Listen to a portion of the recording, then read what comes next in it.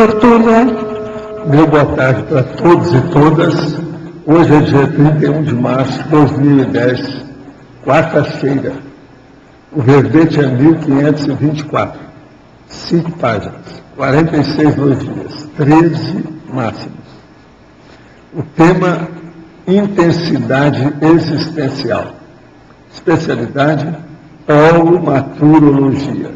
Definição: a intensidade existencial é a existência humana vivida com elevado vigor e construtividade, impulsionada pela consciência lúcida com energia e determinação acima da média da população. A retilinearidade da autopensionização. A vida intensa por si só, não expressando acerto evolutivo. A intensidade potente ou fraca da vida intrafísica.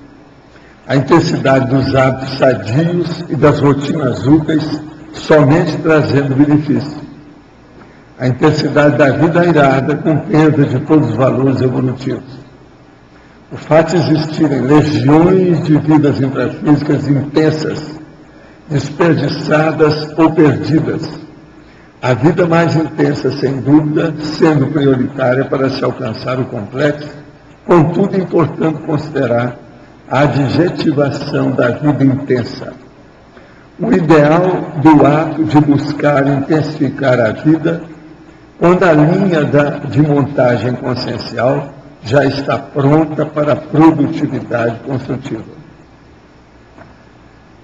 A intensa vida íntima pacificadora da automaturidade consciencial. As repercussões intraconscienciais da intensidade inexprimível da vivência do fenômeno da cosmoconsciência. Na argumentologia nós temos caracterologia com 35 qualidades ou categorias de intensidades existenciais dignas de atenção. Na remissiologia nós falamos na aceleração da história pessoal, na amplitude autopensênica, na autopensionização vigorosa, no crescendo evolutivo e na potencialização evolutiva. Frase enfática: a intensidade existencial de alta qualificação só é sustentada pela consciência, inteligência evolutiva e autoconsciente do valor da vontade, da intencionalidade e do autosservimento. Você mantém a vida humana intensa com predomínio de qual qualidade evolutiva? Isso aí, esse verbete interessa a nós todos. Ninguém está livre disso. Agora, hoje eu tenho aqui para mostrar para vocês a super interessante que acabou de sair, que está nas bancas. E tem uma big, uma reportagem aqui, muitas páginas sobre Chico Xavier. Agora, no que diz respeito à nossa parte aqui, há uma referência. A única coisa que tem, que isso aqui está um pouco obscuro, mas, de qualquer maneira, estão falando o seguinte: a parceria do Chico comigo nos anos 60, quando Vieira continuou seus estudos de medicina no exterior. Hoje ele vive em Foz do Iguaçu, onde fundou um centro de estudos religiosos. Não é bem de estudo religioso. Nós estudamos religião para combater as religiões até um certo ponto, né? Mas o processo é o princípio da descrença, quer dizer, está fora da nossa realidade. Nós não temos teologia para ser um credo, uma seita, uma religião. A gente não tem teologia, não tem nada que ver com a gente. Agora, eles fizeram força. As pesquisas que eles fizeram, a boa parte está correta.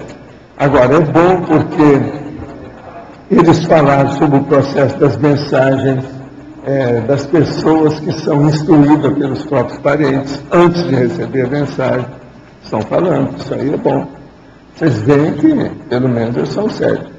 Estão falando também no Amaury Pena Xavier, que eu falei o caso do Diário de Minas, sobre o negócio da farsa. Só isso aí já valeu bem a reportagem. Está falando também que o Chico poderia ficar riquíssimo só com os livros. É o que eles já falaram. Uma vez o Jornal do Brasil, eu estou estudando meus livros, também falou que eu ficaria rico. Naquela ocasião já tinha, acho que 3 ou 4 milhões de exemplares com meu nome, publicado. Tudo em favor dos outros. Agora, O problema também é o seguinte, está falando aqui em tudo que vai sair, são 5 filmes que têm relação com o Chico. São 200 livros que já falaram sobre ele. E mais de 20 CDs e DVDs, quer dizer, DVDs, sobre o assunto. É interessante. Sobre esse aspecto é bom. Agora aqui está falando, para saber mais, eles estão falando aqui de um Psych Mafia. É da Prometheus Book. Eu não vi esse livro de 97, então eu pedi para a Kátia vai ver esse arranjo. Eu quero ver o que quer falar do Chico nessa história aí. E a Prometheus escreveu muito livro com os parapsicólogos. Pode ser que tenha alguma coisa nesse sentido. Agora, ó, se alguém quiser estudar Chico Xavier, vai ser importante ler essa reportagem. Ela é séria. Pelo menos tem de tudo. É bem mais abrangente. Agora, gente, eu hoje queria, aproveitando a intensidade especial, falar uma coisa difícil com vocês. Eu quero fazer um verbete cujo título é Melex Anunciada. Então eu queria que vocês me ajudassem. Vocês que têm menos melim do que eu, você está entendendo? Ou que já passou por melim, né? Ou que tem menos conflito do que eu. Vocês podem me dar alguma coisa nesse sentido. Socorro, eu te peço socorro, para você me ajudar a compor esse verbete. Ô, amigo, você que é amiga de nós todos, e doutora em processo de forma e conteúdo, você me ajuda. Melex Anunciada. Eu estou com vontade de fazer uma especialidade chamada autorrealismologia. É para mostrar a realidade da pessoa, né? A Melex Anunciada por ela, para se ela ver enquanto está aqui. Eu tenho que fazer isso pelo seguinte, por incrível que pareça, com essa badalação da história aí, a partir do Chico, etc., a minha OFIEX está um pouco obesa. E eu acho que eu vou ter que fazer uma pequena palestra extrafísica sobre o assunto. Tá? Agora eu vou colocar minhas bobagens. Eu estou lembrando quando eu roubei amendoim quando era pequeno. Você está entendendo? Estava morrendo de fome, me deu uma dor de barriga danada. Lá com o Jorge Fernandes Filho, que era um vizinho nosso. Isso era no fundo do quintal da maçonaria. Entendeu?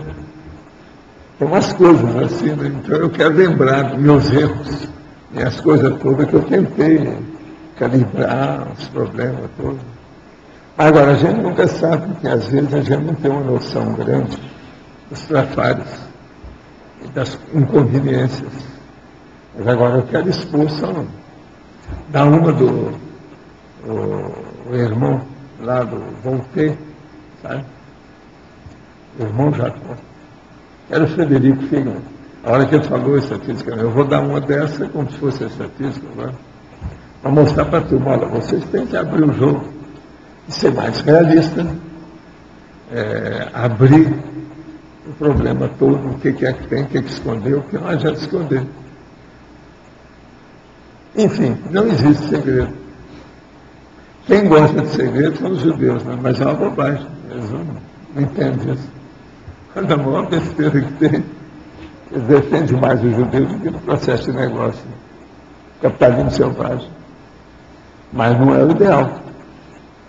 Outro segredo que tem é a Igreja Católica. A Igreja Católica é pior do que os judeus. Né? Está vendo aí esse Papa, como é que eles guardam tudo? Eles guardam isso com a própria vida. Tudo que tem. É muita sujeira colocada debaixo do tapete. Então, esse acobertamento que nós temos que entender para estudar a Melex Anunciada. Agora, se a pessoa encobriu alguma coisa, ela pode saber que ela vai ter uma Melex. Está anunciada. Está prevista. O outro nome era Melex à vista. Melex previsível. Está certo? Então eu conto com vocês para me ajudar e aos tertulianos de alta expressão que têm me ajudado tanto aqui. Já estou com um armário cheio de perguntas. Eu vou fazer um verbete. O que é que você tem de ideia para eu enriquecer o verbete? Oportunamente, nós vamos trazer aqui para brigar com vocês com o fato. Mais uma vez, a gente vai debater o assunto. Melex anunciada. Isso nunca foi escrito. Eu nunca vi nada a esse respeito. Valdo, se você está falando da Melex, quer dizer, então a gente já tem uma melinha aqui. Aí, e se você Não, às vezes não tem. Não? Ele nem chegou lá. É esse que eu quero pegar agora, ajudar. Agora, eu estou trabalhando cada turma que já passou por lá. Lembre-se do meu amigo. Por que você não insistiu comigo? Sim. É aquele negócio, eu não te disse. Mas aí você associou isso a um fato da tua infância que você passou e que aí você abriu o jogo, vamos dizer assim. Agora, lembra quando você me passou aquele negócio do judeu que eu não tinha noção, certo? Então, o quarto escuro que você fala também, certo? Se a pessoa não conseguiu nem se dar conta que tinha um quarto escuro, Não. Isso é um fato lá para a A Melex, situação né? dela é pior. Agora, o processo todo da E não Melex, foi nem dessa vida, foi de outra, né? extrafisicamente, o processo da Melex é mais sério que a Melim. A Melim, ninguém veio aqui xingar você. Olha, você errou comigo, você tem isso, não te perdoo. Ninguém faz isso. Extrafisicamente, aparece tudo. Esse aqui é o problema sério da Melex. A Melex é muito mais séria do que a Melim. Raciocina só nisso.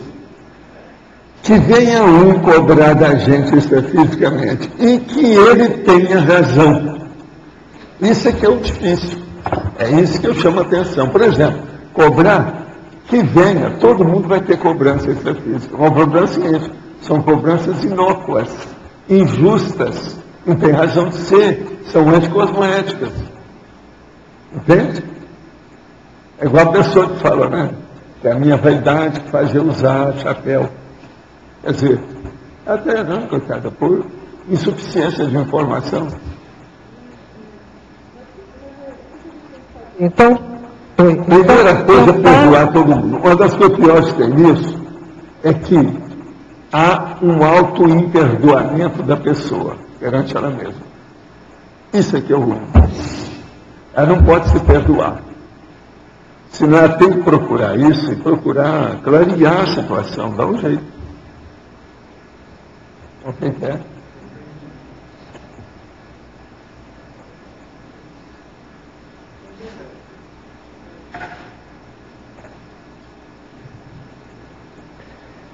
Essas consequências estão no FIEX, a predominância de ex-espíritas, é isso? É porque eles andaram vendo que a gente está agitando isso aí com o negócio da televisão.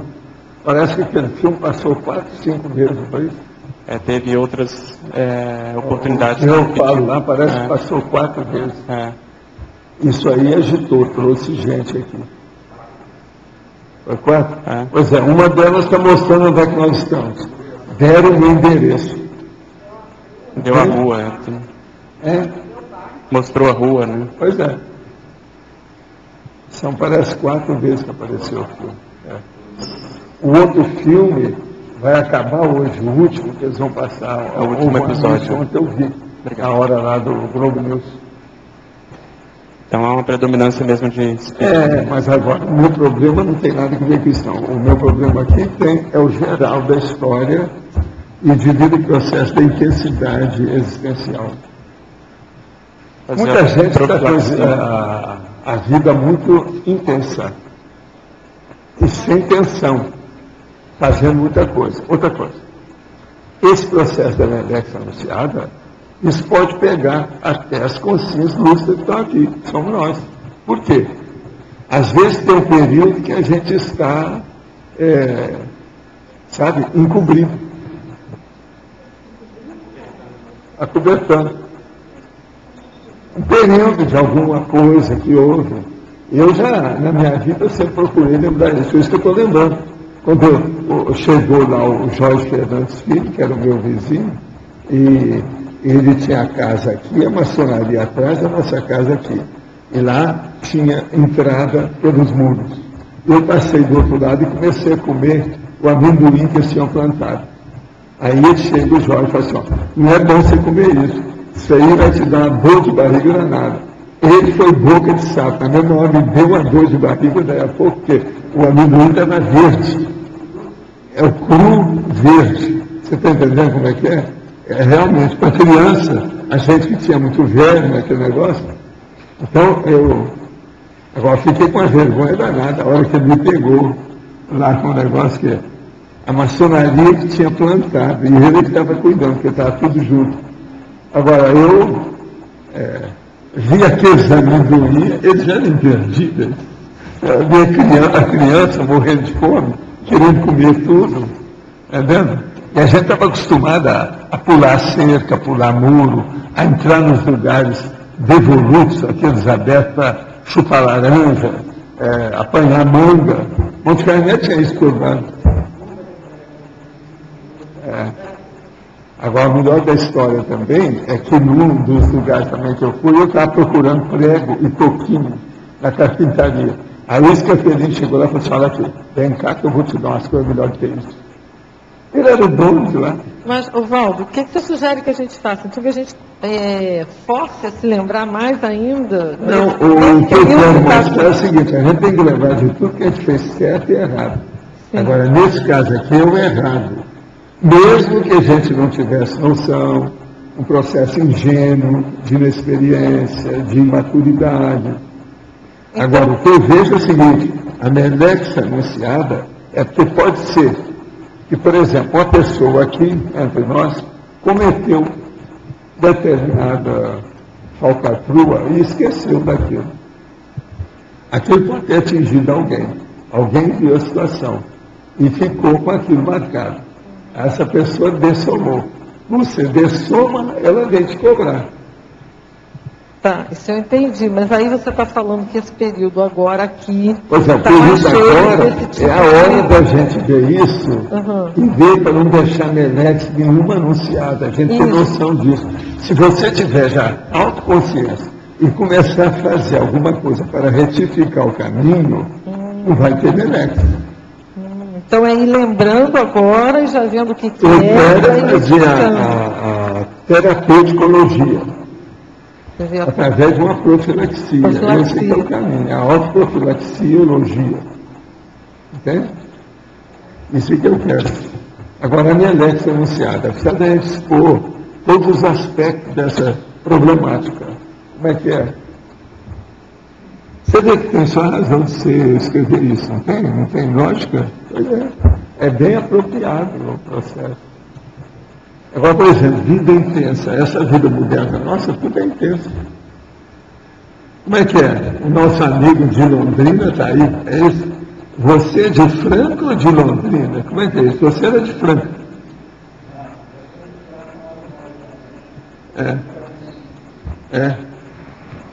O senhor está me ouvindo, ouviu? Hein? O senhor me ouviu o que eu falei? Não estou ouvindo direito, não. Tem que falar e bem junto. Alô? Eu sou de Franca. Mas pois é, você é de Franca, né? Você era daquela turma antiga lá, não é isso? Você era da turma do Guilherme Morato? Mais ou menos. Quem é que você lembra lá da turma de lá? Eu fui muito amigo do Tomás Novelino. Sei. Quem mais? Novelino é da turma do Eurípides, tudo. Agora tem um... A Corina Novelino escreveu a vida do Eurípides. Eu trouxe o material do senhor. A Corina Novelino me deu para a minha biblioteca, porque ela achava que a minha biblioteca era muito importante. Ela me deu a coleção do Freud na ocasião, um monte de livros. Estão aí, foi ela primeiro. Sou muito amigo da Igorina. Sim, a Igorina, que é a sobrinha do Chico, do Eurípides, também é tudo lá de casa. Eu trouxe o material. Eu fui ver lá tem lá, apareceu um novo médium lá, e é um movimento maior que o José Arigó. Eu vi coisas incríveis lá. Agora, lá em Franca? Lá em Franca ou lá em Franca? Eu trouxe o material para o senhor. Ah, sei. Nós vamos dar aí para a turma estudar, a holoteca. Agora, ó, eles depois vão te dar um banho de loja aí, colocar um tapete para você andar com calma. Ajuda ele aí, Luiz. O quê? É para ele ver como é que é. Isso é dos meus amigos antigos aí, sabe? Amigos antigos. Banho de loja, ele quer. Ele está em dúvida com banho de loja. Eu não estou ouvindo nada. Hoje o negócio. Ele está. Alô? Sabe, teve muito tempo desligado, aí essa hora que estão ligando, deve ter dado alguma coisa. Você já viu, são vários aí, estão tudo queimando. Professor Valdo. Alô? Ele tem dúvida quanto ao banho de loja aí. Ah, sei, mas o Luiz explica para ele. Você sabe o que é banho de loja, não sabe, Luiz? Ele já recebeu muitos banhos de loja. Mas olha, vamos dar umas palmadas para ele, que está aqui, muito embora ele esteja aí.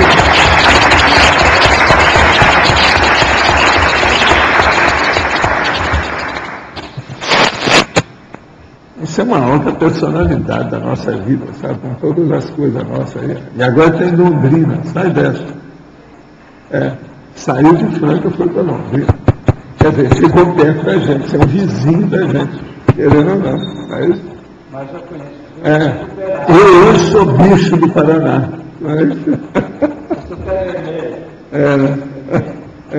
Pele vermelha, eu chamo aqui que é a invasão dos pele vermelha, não, calcanhar vermelho, calcanhar vermelho, mas você sabe que a turma aqui, por exemplo, se é no calcanhar vermelho, a terra aqui, é igual da minha terra, Monte Carmelo, Beraba.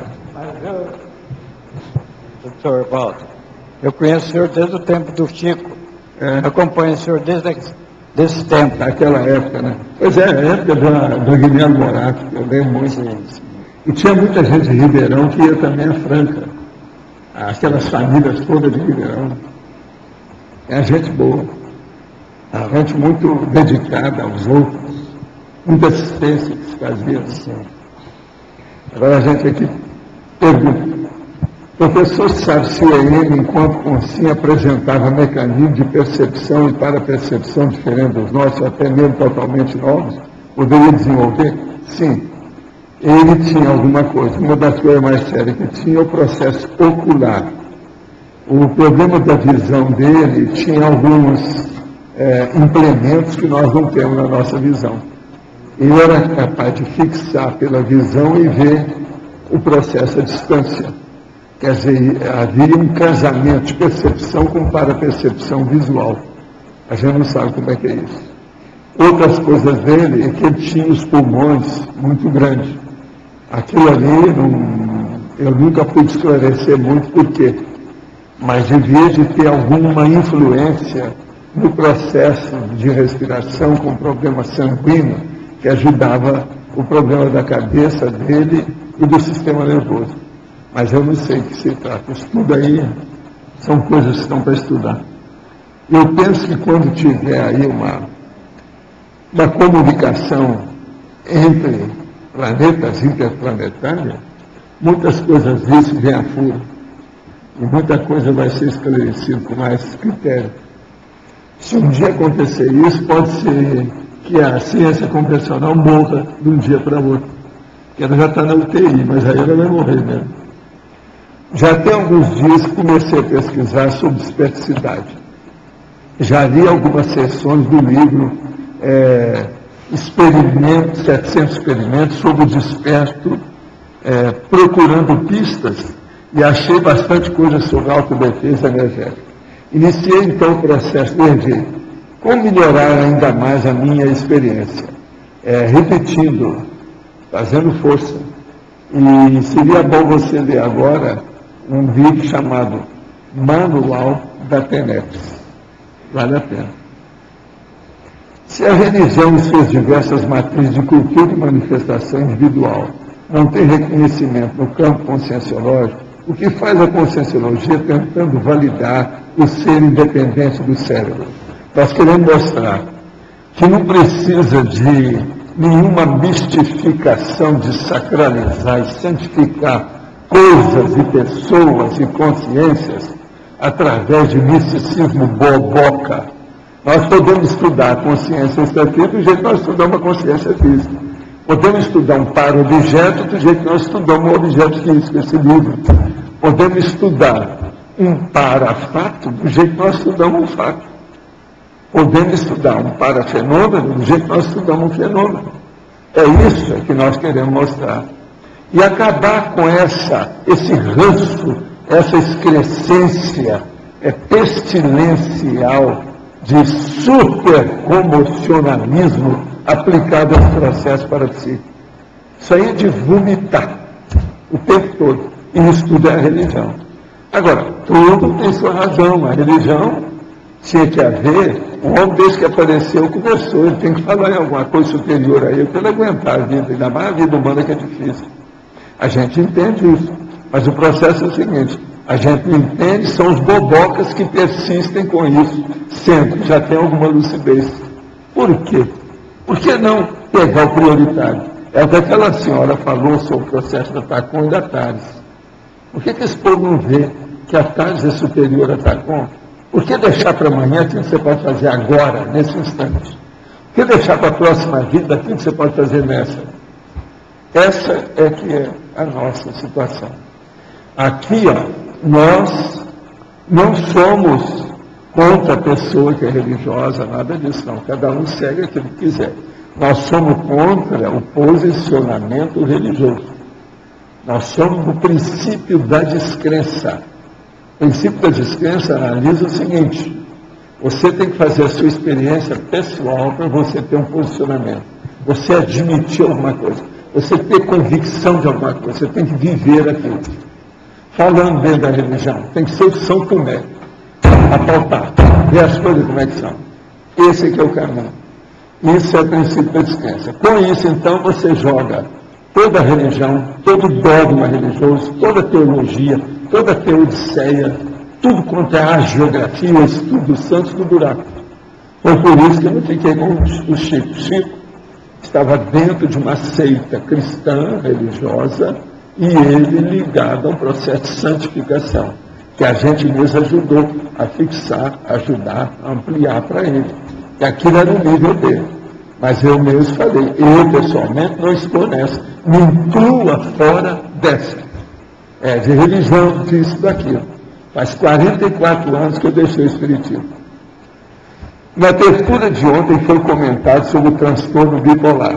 Minha sogra sofre de esquizofrenia e dá espaço a largos assédios. Qual o tratamento adequado? Ela não possui condições de abortar o processo e constantemente precisamos intervir tentando motivá-la a sair desse estado. O tratamento psiquiátrico convencional está sendo mantido, apesar de pouco resultado. Olha, o caminho aí, esquizofrenia, é psiquiatria e não tem outra saída não. Agora, o problema todo é o seguinte: às vezes, conforme a época, muda o tratamento, alguma coisa nesse sentido, o ambiente da pessoa, o holopensene, a atmosfera que ela vive, que às vezes ajuda demais o processo. Aí é preciso ver as condições da idade dela, quanto tempo que ela já tem os frutos da situação, isso tudo influi demais. Depois que chega num certo ponto, às vezes, há deterioração do sistema nervoso central. Se isso ocorre, é difícil recuperar, só no outro corpo, outra vida. O que fazer quando a intensidade existencial, que era tão forte, se tornou fraca por estresse, e os motivos do estresse não cessam? Olha, o que fazer quando a intensidade existencial, que era forte, se tornou fraca por estresse, e os motivos do estresse não cessam? Olha, a primeira coisa que você faz é o seguinte: relaxe e aproveite. Eu não tenho condição, não é isso? Tem que tirar partido da situação do que é que está aí. O que é que você vai fazer? Agora, a intensidade da vida é boa, isso mostra que sua vida não dá. Não é? Isso é crise de crescimento. Coloque a sua condição atual dentro de uma crise de crescimento, que é, lá no fundo, positiva. Isso aí pode te ajudar a saber, vamos dizer, sair airosamente com alto nível da situação. A intensidade existencial tem alguma relação com aqui agora multidimensional? É lógico que tem. Como é que nós falamos? Of course, that's it. Agora, seria viver intensamente a vida com foco no presente? Sim, com foco no presente, que já é futuro.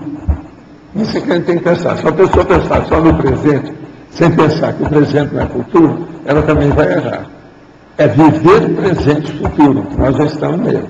Por isso que é que eu falo aqui, a pessoa fazer a GESCOM, a mega GESCOM, a gestação consciencial, a obra-prima da pessoa, visando o auto-realizamento da próxima vida. Isso é que eu acho importante. Vocês vejam, vocês aí, eu estou vendo que você está chegando agora, as nossas coisas aqui são todas lógicas e racionais.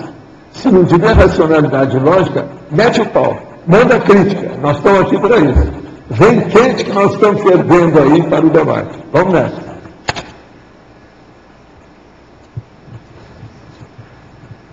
Professor, aqui no B. Eu fiquei curioso no dia que você falou sobre um acidente que você teve, que você bateu a cabeça.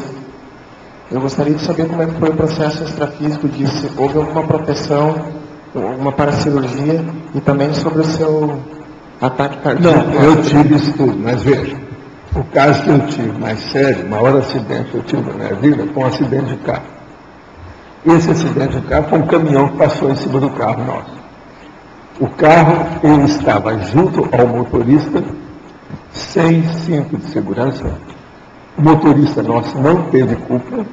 Agora, o carro era um caminhão cheio de material de construção. Você pensa quantas toneladas? Estava só o motorista. A gente viu o motorista porque nós passamos por ele. Depois ele entrou no acostamento e tornou a voltar e veio de novo para a estrada. E veio, e ele não percebeu que a gente estava passando. Bateu justamente na porta onde ele estava junto com o motorista. Agora, o que se passa? Ele tinha tomado pervitin. Foi isso que eles estudaram o negócio, que o cara lá que trabalhava com ele estudava. Tomava pervitin, que não deixava o cara dormir, para ele poder viajar sem parar e fazer uma viagem de uma vez só. Às vezes ele fazia viagem, tudo indica, isso os advogados, o povo os detetives, o povo todo andou estudando lá. Então, era 9h25 da manhã. Ele devia estar com sono. Ele deve ter dormido na direção a hora que virou. Agora, a única coisa que a gente sabe é que ele, a hora que chegou lá, e viu que eu fui atirado aqui, o carro teve 4 cambalhotas, pra você ter uma ideia. Porque o motorista percebeu tudo que aconteceu, porque ele não perdeu consciência. Então, teve 4 cambalhotas. Eu fui atirado a 8 metros de distância do carro. A porta do carro abriu, que me salvou. Se eu tivesse com cinto de segurança, eu estava perdido. Porque o carro era um Impala, novo, branca, uma beleza de carro. O maior da companhia, uma das maiores do Brasil, uma das maiores companhias, e aqui na diretoria o carro. Agora, ele foi achatado. Ele que tinha vários metros de distância, ficou com 2 metros só. Então, aquela parte que eu estava, ou que o Júlio, que era o motorista, estava, se nós tivéssemos permanecido lá, se não tivesse espirrado do carro, nós teríamos virado papel. Você está entendendo? Então, eu fui atirado à distância. Bati com esse lado da cabeça em cima da parte do meio-fio, junto da estrada lá da Seropédia. Eu rachei a pedra. Eles viram a cabeça, onde estava meu sangue, o negócio todo, rachou a minha cabeça. Agora rachou a minha cabeça também toda. Com a fratura geral, etc. Tanto que alterou, eu tenho zumbido nesse ouvido desde essa época. Isso foi em 1970, fazem 40 anos. Agora, o que é que se passa com isso? O motorista não teve culpa, eu não tive culpa, ninguém teve. Eles queriam ir atrás do motorista. Eu pedi para a companhia para não fazer nada. Esquecer. Esse cara nunca apareceu. Se eu visse, logo em seguida, eu reconheceria, saberia quem era. Eu via dirigindo o caminhão. A hora que nós passamos com calma. Agora, eu só falei para o motorista, o homem está louco. Aí eu falei, pá, bateu. Não teve jeito. Eu vi o caminhão chegando em cima de mim, assim, ó. E não dizia para onde. Eu só me segurei lá e mesmo assim o negócio me atirou longe.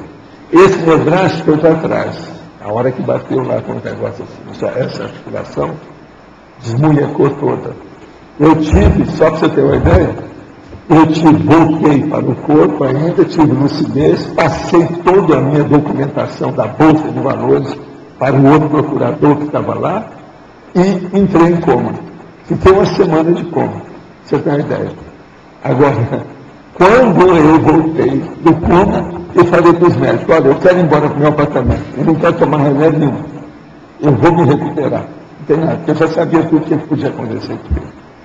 Aqui foi um problema. Tinha uma junta médica, porque aquilo era da empresa, eu estava a serviço, aquilo foi um acidente de trabalho. Então foi um problema muito sério. Como é que ia fazer?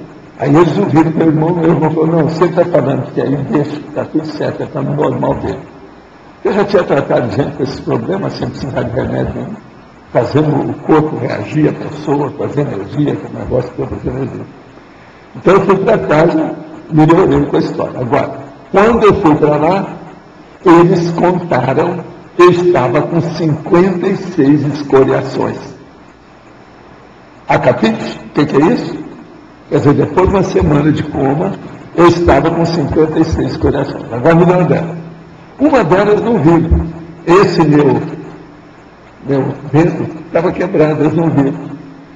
Eu falei que não foi legal, meu dedo está quebrado, eu não estou podendo mexer com ele, vamos entrar lá isso aqui. Foi a única coisa que eu pedi para ir embora para o apartamento e deixar o hospital. Essa foi a 56ª escoriação, ou dedo quebrado. Agora eu tinha máscara, tudo quebrado. Por isso que eu tenho máscara, eu tenho um monte, ó, minha mão, tudo quebrado, eu tenho máscara. O acidente foi realmente violento.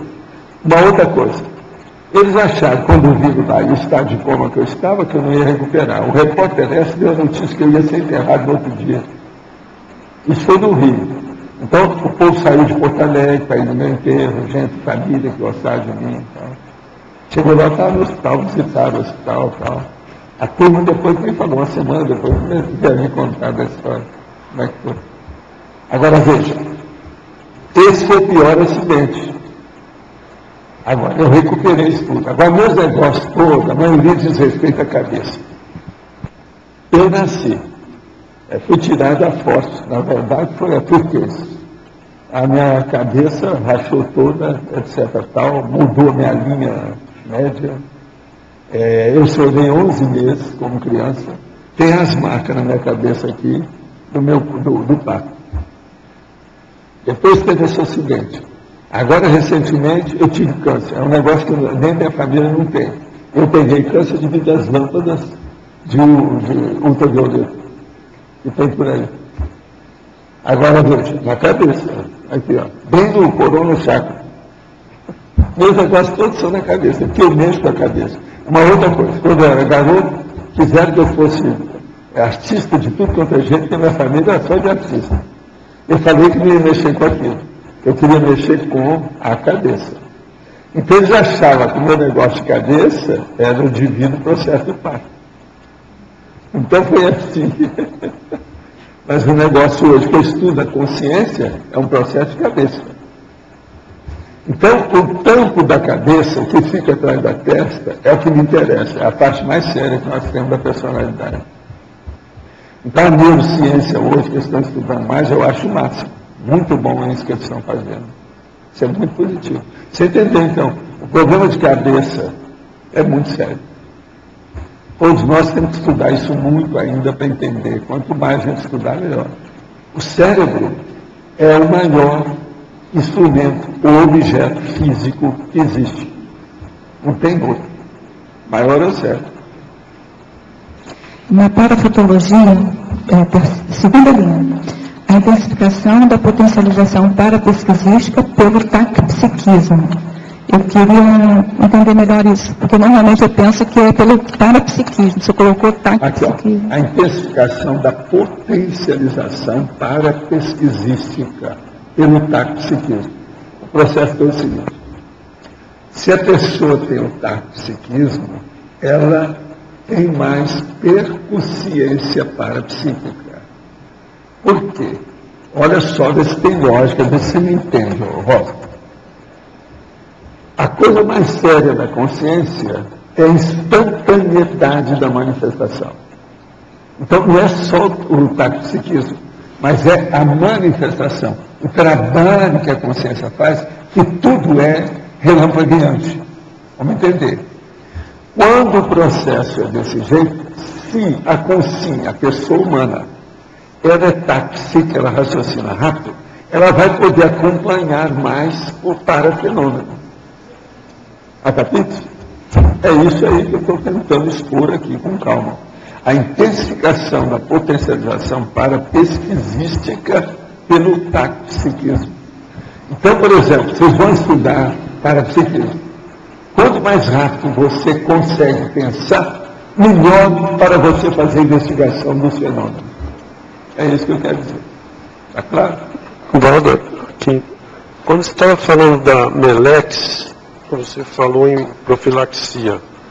Qual é a profilaxia determinada em função da Melex? O que seria mais? A profilaxia melhor é a pessoa fazer as retificações de tudo que ela acha que estava errado na vida dela. E não esquecer nenhum período da vida humana, porque o período da vida humana é que é difícil. Principalmente a fase, por exemplo, dos pecadilhos da mocidade. O que é que tem que pode recuperar das bobagens que foram feitas na mocidade? Isso tudo é importante.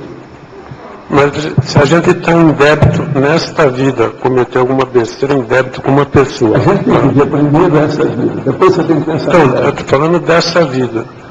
Um débito que você tem com uma pessoa. Você era jovem, fez algum. Agora, como que você corrige aquilo? Você faz um levantamento disso e vê o que você pode retificar. Isso não tem tempo, isso não tem chance. Mas teria que sempre às vezes tem. Ser com a pessoa. Mas, pelo menos uma parte você sempre pode fazer isso. Agora, uma coisa muito séria, viu? Os pecadilhos nossos da mocidade e os erros nossos dessa vida, eles são duplos em relação aos outros. Devido ao curso de são o quê? São duplos. Porque em relação às vidas anteriores, que agora nós já temos lucidez. Cadê o curso inteligente? Como é que é? Põe aí. Não deu para entender o que você falou, que eles são duplos, não é isso que você falou? Eles são duplos pelo seguinte, são mais agravados. Você está entendendo? Devido ao curso inteligente. Porque se você errou agora, você errou duplamente, porque você já sabia que não podia errar. Tá, mas no caso lá do amendoim, vamos dar um exemplo do amendoim. Não, isso aí eu estou mostrando uma coisa, vamos dizer, bobinha, de criança. Mas como é que Mas eu quero dizer que são fatos iguais a esse. Está entendendo? Você tem que estudar aquilo. São fatos tão... Agora pega isso da sua infância, adolescência, meia-idade, vê o que é que você errou. Aquilo que você também não consertou, aquilo que passou da hora. Isso tudo é importante. Quer dizer, não é nem o que errou, o que não consertou, né? É. Agora, o pior da história é quando a pessoa devia fazer uma coisa e não fez. E hoje ela olha para trás e vê que não tem mais chance. Já passou da hora, passou a oportunidade. Aí a menina, ela tem que acabar com a menina. Então começa a fazer alguma assistência para retocar o que ela pode, retificar o possível. Isso tudo é que nós temos que pensar. Volta a dúvida é o seguinte, em relação a uma pessoa, eu para corrigir isso, fazer uma profilaxia com a pessoa, com aquela pessoa. Às vezes não é uma pessoa, às vezes é um monte de gente. Isso é um monte de gente, um grupo também, mas você tem que atacar em relação a um grupo. Não, você tem. Me dê o caso que eu vou analisar para ver se tem alguma brecha para entrar para fazer assistência. Assistência.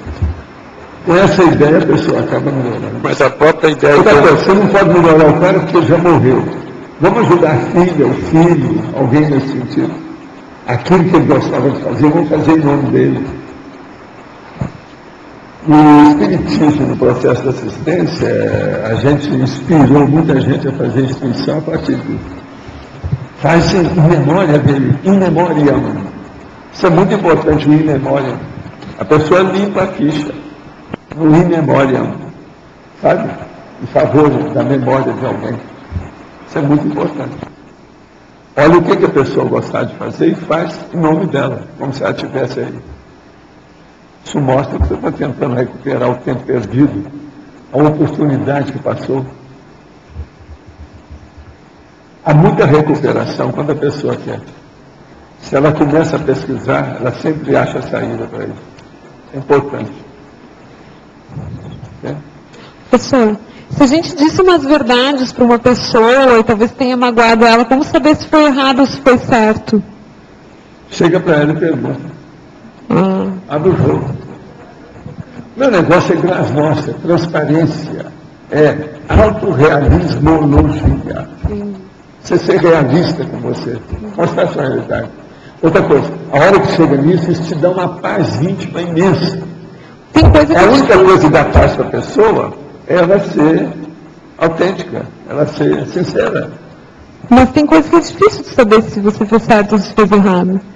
Quando é assim, você pergunta para ela, olha aqui, eu estou estudando eu mesmo, queria saber dos meus erros. O que você acha? Eu errei ou acertei? Mas ela pode achar que eu errei e eu acertei. Ótimo, ótimo, você vai pesquisar. Tá. Está vendo como é que ele já está se defendendo antes da hora? Não se defenda não, entra nisso sem defesa para ver o que acontece. Tá bom. Mas como é com você? Você é uma extraterrestre, acabou de chegar. Você pergunta lá como se não tivesse nada. Você está analisando o fenômeno. Ela é uma fera, né? Ela deve estar, entende? Tem uma clava na mão lá, está firme. Só perguntando. Precisa fazer pesquisa. Vamos por aí. Laudo, você comentou agora a questão de fazer assistência em nome da pessoa, né, que faleceu e tal. Por exemplo, casos como o da Lucinha Araújo, a mãe do Cazuza, que após a morte dele criou lá a Fundação Viva Cazuza para crianças com AIDS. Ele não tinha um envolvimento direto com isso e tal. Aquilo de alguma forma ajuda ele? Ajudou porque está em nome da memória dele. Tudo que está lembrando a pessoa, está fazendo a evocação dela, está ajudando a pessoa. Agora, se eles não arranjaram uma saída para o assunto, fizeram alguma coisa em favor, se aquilo era positivo, sempre ajuda a pessoa.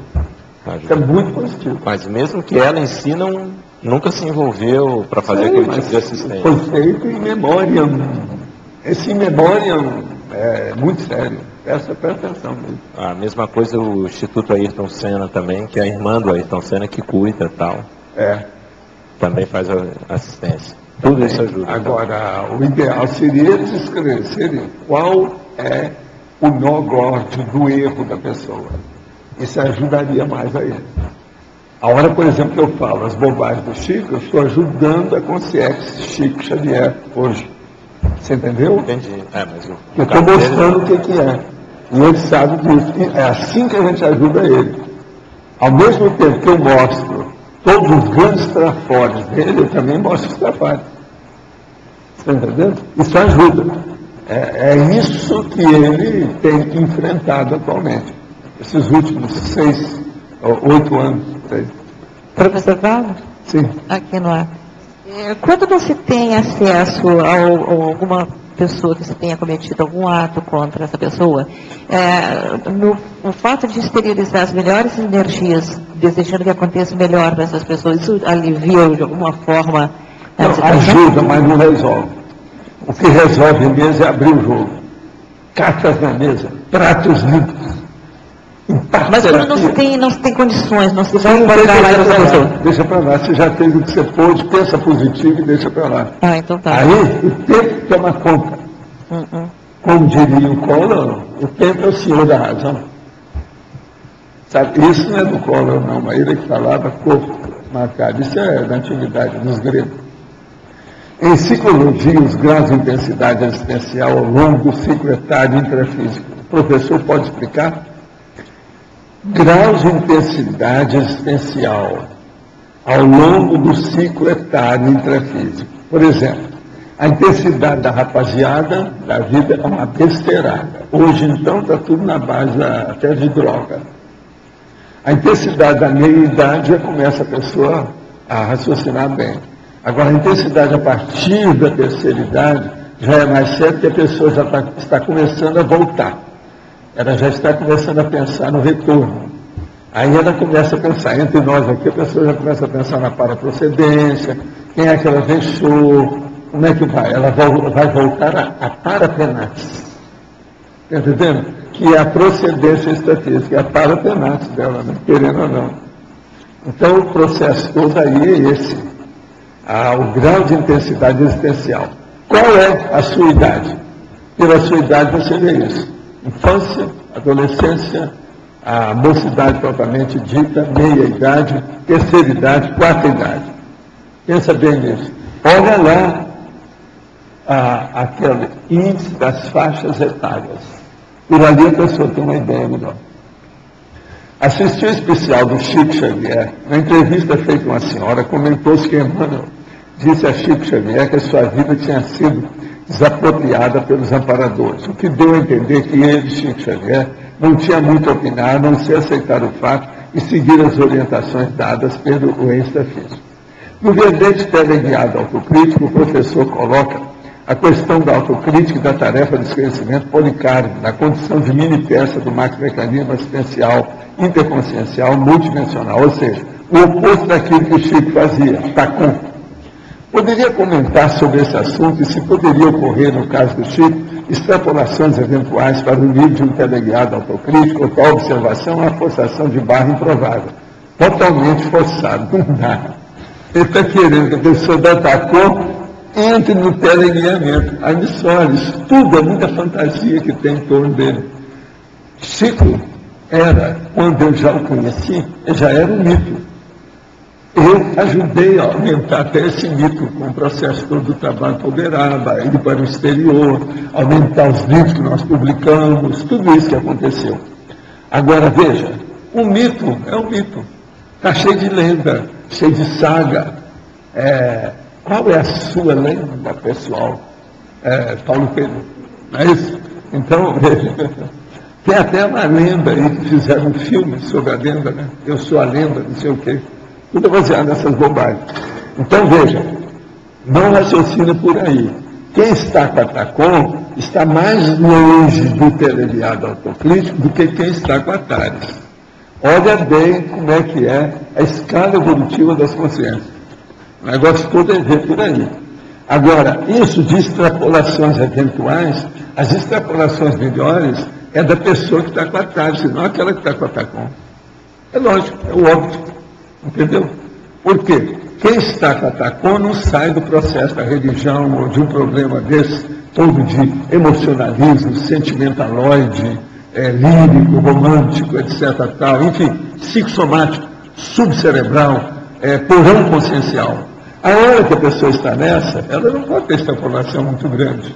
É tudo dentro da mesma área. Religião sempre tem uma demagogia que é o problema de ter a teologia em cima. Aquilo tem um limite. A pessoa não faz pesquisa para sempre, ela para logo, a religião para. Ela é estratificada. Então não é a mesma coisa. Moro em Suzano, São Paulo, mas tenho um filho em Franca. Gostaria do endereço da pessoa que foi comentada agora na apresentação. A pessoa que surgiu em Franca é com você. Caso prefiram, podem me passar no e-mail ou durante a programação. Tenho um filho, gostaria da pessoa que foi comentada agora na apresentação. Estão falando sobre ele. Sabe? Passa aí para o Luiz para depois ver o que quer que pode fazer. Você vai entrar em contato aí com o nosso chefe aí. Gostaria que o senhor detalhasse um pouco mais de fatologia no final da quinta linha. A vida mais intensa, sem dúvida, sendo prioritária para se alcançar o complexo. Contudo, importante considerar a adjetivação da vida intensa. Só para esclarecer, paranaense não é calcanhar sujo, é pé sujo mesmo. Eu sei, mas o calcanhar sujo é da minha terra. Eu estou falando como é que eu vivi, porque lá é a terra do calcanhar vermelho, não é sujo não, calcanhar vermelho. Por quê? A moça, por melhor que seja, se ela usar sandália, ela fica com o calcanhar vermelho devido à terra. Há uma impregnação devido ao conteúdo da própria terra na minha terra. Outra coisa, minha terra foi considerada o lugar que tem a melhor argila do mundo. O que vocês querem? Encade o pé inteiro e se bobear mais alguma coisa. Sim, você está certo. Quem está falando é a Cecília que está dizendo. Ela está certa. Mas agora o problema é o calcanhar vermelho, porque o calcanhar não dá para escapar. E a gente vê isso pela sandália da mulher, quando ela está com o pé de fora. Entende? Agora aqui. A vida mais intensa, sem dúvida, sendo prioritária para se alcançar o complexo. Quer dizer, uma vida intensa é necessária para a pessoa executar a sua programação existencial e chegar no completismo existencial. Mas é muito importante considerar qual é a qualificação dessa vida intensa. A sua vida intensa, qual é o adjetivo que você dá para ela? Qual é a qualificação da vida intensa? Não adianta nada. O cara está aí, não, eu estou cumprindo a minha proex. E tem filho com 3 mulheres. Todo fim de semana está tomando cerveja no barzinho na Catuba. Como é que fica? É isso aí que eu estou falando. Então, vamos adjetivar a vida dele. Qual é a qualificação da vida dele? Dá um qualificativo para essa vida intensa.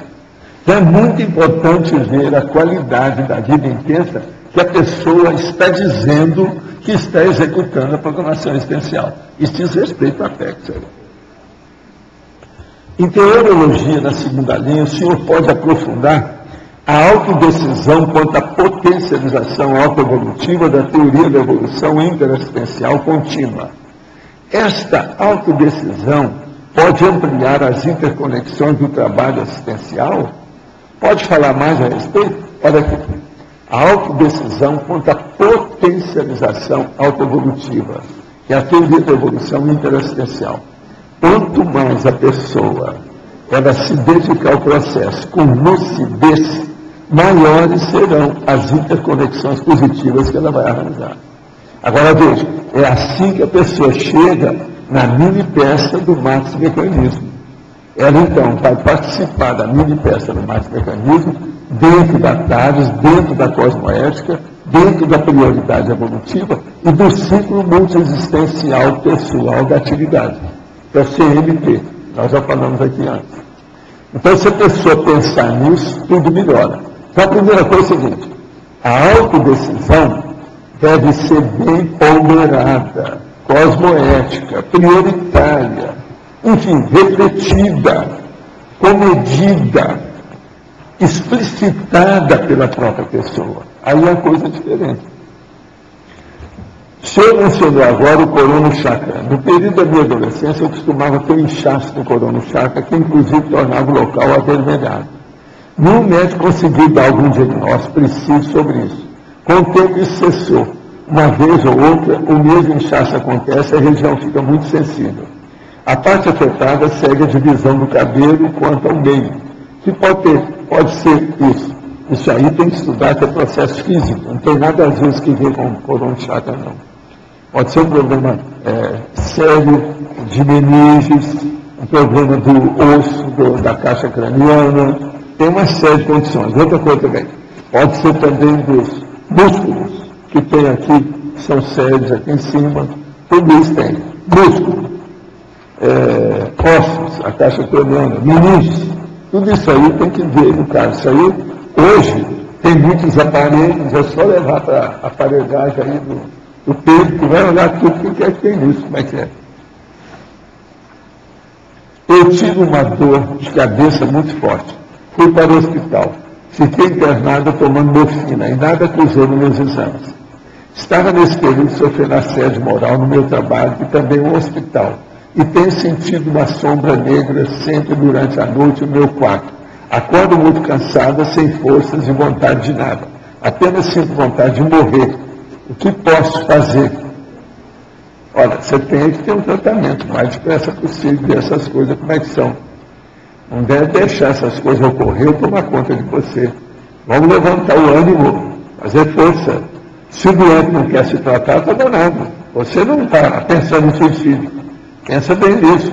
Cuida da sua vida. Suicídio é loucura.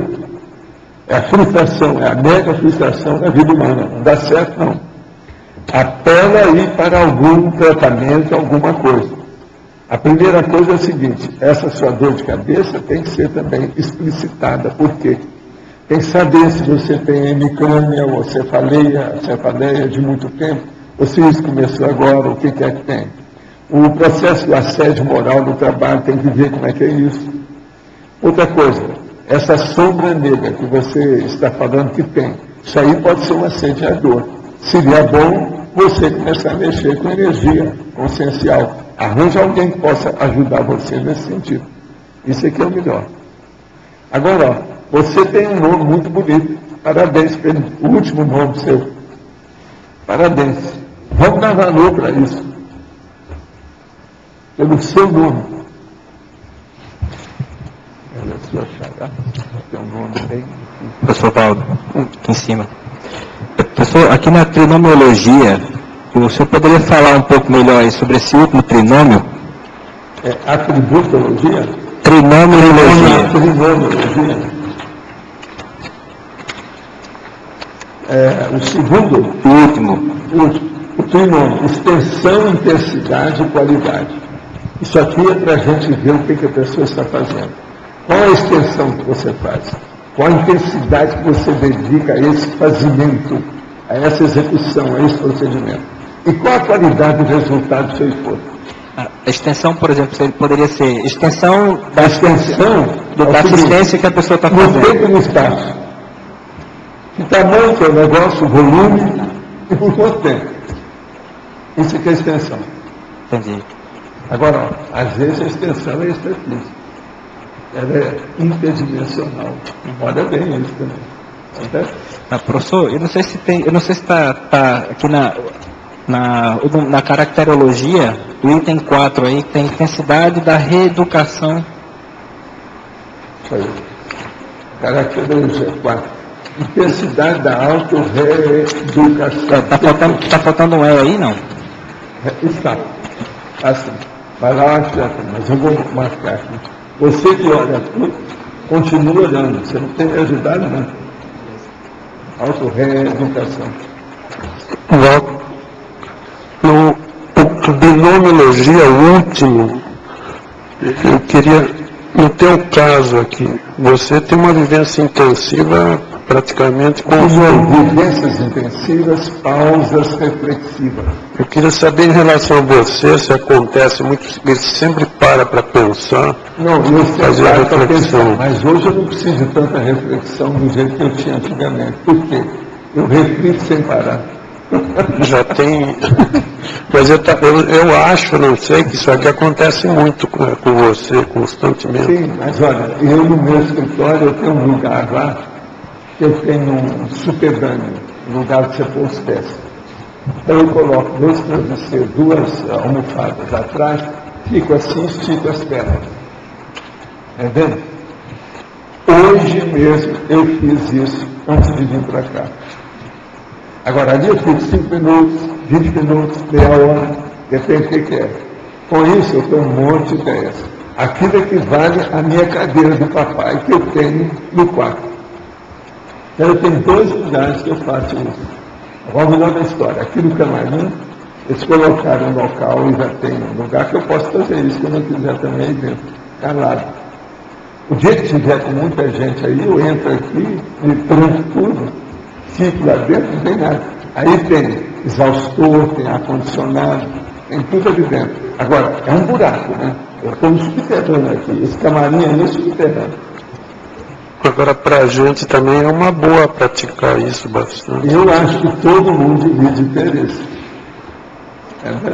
Todo mundo. Sem reflexão, a pessoa é um vegetal. É assim que eu penso. Como é que é? Eu vou falar que, vamos dizer, vocês são conscientes que refletem ou são vegetais? Eu acho que a maioria que já tem... Aqui é a pessoa que reflete bastante. Entendeu? Se o Arlindo é da reflexão, pensa bem, não escapou ninguém. Até o Adé não entra nela. Até o Adé, cadê o Adé? Não tem. Entende? Até o Adé. Mas fala lá. Ronaldo, outra pergunta. Porque é o seguinte, eu estou organizando mais uma técnica de onda de vida que eu vou estar começando agora. E até dando uma estudada lá no capítulo dos 700, que você coloca lá, tem uma série de posturas, né? São 10 posturas que você coloca lá para a pessoa pesquisar e refletir sobre isso para preparar a técnica. Minha dúvida é a seguinte, porque eu também tenho esse processo muito sério de dispersão. No caso de uma pessoa que ela tem... Você tem dispersão? Eu olho tudo quanto é detalhe. Não entendi você. Então, seu caso é grave. Olha, é bom. Você já foi a Cons? Já. Já foi Consim Cobaia? Já, como é que algumas ele vezes. saiu? Ele vai bem? Você acha que ele tem futuro? Tem? Valdo, mas me diz uma coisa, então minha dúvida é o seguinte, diante de uma condição como essa, porque assim, o problema de dispersão é ter relacionado com outras coisas, entendeu? Até da tanatofobia que eu já falei contigo. Mas diante dessa questão aqui, por exemplo, o ideal é centrar o foco naquilo, por exemplo, que no meu que eu já listei 8 objetivos e uma série de metas. É muito para quem é dispersivo ou vale a pena concentrar em um objetivo? É demais. Demais, né? Deixa de bobagem. Olha primeiro um, depois você olha o resto. Deixa tudo o outro como anteprojeto, projeto secundário. Entendi. Agora veja o que é essencial. Acaba com um, depois você passa para o outro. Não fica analisando 8 de uma vez. Isso aí é que é dispersão boba. Entendi. Agora, você, eu não acho que você seja isso que eu chamo de dispersão, não afeta a sua pessoa, não. Você está sempre com o computador, você está sempre olhando os detalhes para fazer revisão. Quem faz revisão no seu estilo não pode ser disperso. Não conjumina. Não dá. Você está entendendo? As personalidades, às vezes, por um dedo, você sabe o resto. Isso aí mostra que você não tem tanta dispersão. Você tem que analisar o que é que você está falando com isso. O termo dispersão não condiz com a sua pessoa. Arranja outra coisa, que seus tratados devem ser pior que isso. Às vezes isso é uma desculpa, né? Você sabe o que é. Obrigado. Professor, não sei se você já comentou, cheguei depois aqui, na fatologia, a segunda linha, a intensidade dos hábitos sadios e das rotinas úteis somente trazendo benefícios. Nesse caso, a intensidade dos hábitos sadios das rotinas úteis geram a intensidade existencial. Ou o próprio processo de intensidade existencial exige? Não, a intensidade das rotinas, elas trazem os benefícios. Agora, os hábitos sadios e as rotinas úteis, com o passar do tempo, eles vão ficando cada vez mais intensos. Eu falo com o Lost que eu não olho a minha vida pelas horas, eu olho pela semana. Você está entendendo? Porque a minha vida é um processo, é uma máquina que se desenvolve. Agora, são essas máquinas, são várias máquinas simultâneas. A máquina do corpo, a máquina do cérebro, a máquina do meu escritório, a máquina do meu trabalho, a minha máquina que eu trabalho aqui. Outra coisa, eu vi falando que eu sou refém da enciclopédia, refém dos verbetes. Isso é justamente o que eu estou falando aqui. Hábitos sadios e rotinas úteis.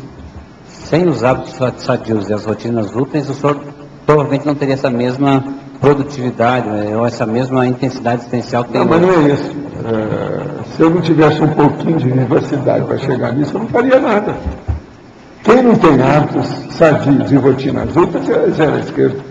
Está sempre prejudicial. Ou seja, está sempre prejudicando a si mesmo. Alguma coisa está faltando. Isso é básico. Então isso é básico. Insubstituível. É inevitável. Tem que engolir.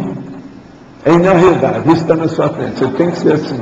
Ou a pessoa arranja hábitos sadios e rotinas úteis, ou se não, ela vai entrar na auto-mimese, vai repetir as tolices do passado. Não vai sair disso. Melex anunciada. E essa é da merda. Aqui.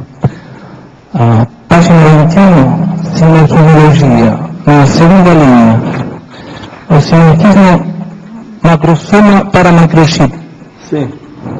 Isso aqui, um dia desse, só que você já perguntou sobre esse assunto. Alguém aqui perguntou aqui de baixo. Não, essa semana. O que saiu no outro verbete aqui. O macrosoma, geralmente, ele tem alguma coisa para potencializar a vida da pessoa. É justamente para intensificar o rendimento dela. Na questão do paramicrochip, alguma conotação parapsíquica que a pessoa tem. Então isso aí é perfeito como sinergia, que é uma coisa potencializa a outra e aumenta a intensidade existencial. Mas a pessoa tem ambas coisas? Sim. É por aí. Até tem 3 coisas, 4 coisas, depende do que é. Professor, letra B. aqui na página 21, efeitologia, o efeito Hulk na vida da consciência não workaholic. O que é isso, professor? Deixa eu olhar aqui onde é que está. Efeitologia, na final da segunda linha. O efeito Hulk na vida da consciência não workaholic. O efeito Hulk na vida da consciência não workaholic. Efeito Hulk é quando a pessoa ela está fazendo alguma coisa e dentro de uma crise muito grande, impactante, ela começa a usar a energia toda que ela tem, por instinto praticamente, às vezes nem sem saber que ela tem tanta energia. E aquilo pensa no holossoma todo. Ela fica como se fosse o Hulk. Vira um touro, vira um gigante. Você está entendendo? Na hora. Agora, o que você passa? Na vida da consciência não workaholic. Por quê? Uma pessoa que tem a vida workaholic, ela está com excesso. Ela não tem organização. Por isso que ela faz workaholic. Workaholic cria problema, cria doença, dá desequilíbrio, é distúrbio. Agora, no caso aqui, o efeito Hulk, ele pode ser positivo. Agora, para você entender o que é efeito Hulk, tem casos que eles mostram, tem muitos casos por aí. Um dos casos que eu gosto de falar, que é um gancho didático na história, é o caso daquela mulher que estava com a filhinha no carro junto com ela. Agora, a filhinha estava toda amarrada dentro do carro, aquele negócio todo, e ela dirigindo, só ela e a filha. E ela ia até a casa. Aí escureceu e uma tempestade muito grande, e ela teve que atravessar a estrada, o carro saiu da estrada, bateu fora e capotou e virou num pedaço da ribanceira. Ela conseguiu escapar do carro, saiu e viu que a filha estava nas engrenagens. Mas para tirar, teria que dobrar a condição dela lá, principalmente puxar o carro para poder pegar a criança, porque não tinha outro jeito de acessar. Agora aí era a mãe, aquele negócio todo, aquela loucura, ela olhou, estava mais ou menos em dia, o corpo dela estava inteiro, ela chegou no carro, ela sozinha puxou e virou o carro. Isso é feito Hulk. Agora, tem caso desse que a mulher chegou e contou aquilo e falou assim, não entendo, é um milagre, é ajudar. Esse milagre, esse prodígio é efeito Hulk. Isso aí pode acontecer pela vontade da pessoa. É uma das provas da força da vontade pessoal. Entende? Todo mundo pode alcançar o efeito Hulk. Se ela não pensasse ser possível isso, ela não tentaria. Outra coisa, tem gente que joga algum jogo aí, tipo de esportivo, um esporte, ou participa, por exemplo, dessas coisas da Olimpíada, e você nota que tem alguns que tiveram o efeito Hulk, mas eles não entenderam isso, eles não sabem disso. Tem muita gente que tem efeito Hulk e não sabe daquilo. Agora, por exemplo, há casos que a pessoa tem o efeito Hulk. A pessoa estava afogando, não tinha mais ninguém, só tinha aquela pessoa, ele não sabia nadar. Ele vai lá e salva a pessoa. Escuta, ele não sabia nadar. Está entendendo? Isso é efeito Hulk. Ô Valdo, eu cheguei atrasada, eu não sei se eu entendi bem o que você falou, que quando você teve essas entrevistas que você deu com o Chico, aumentou o número de pessoas não FIEX, é isso que você falou? Foi.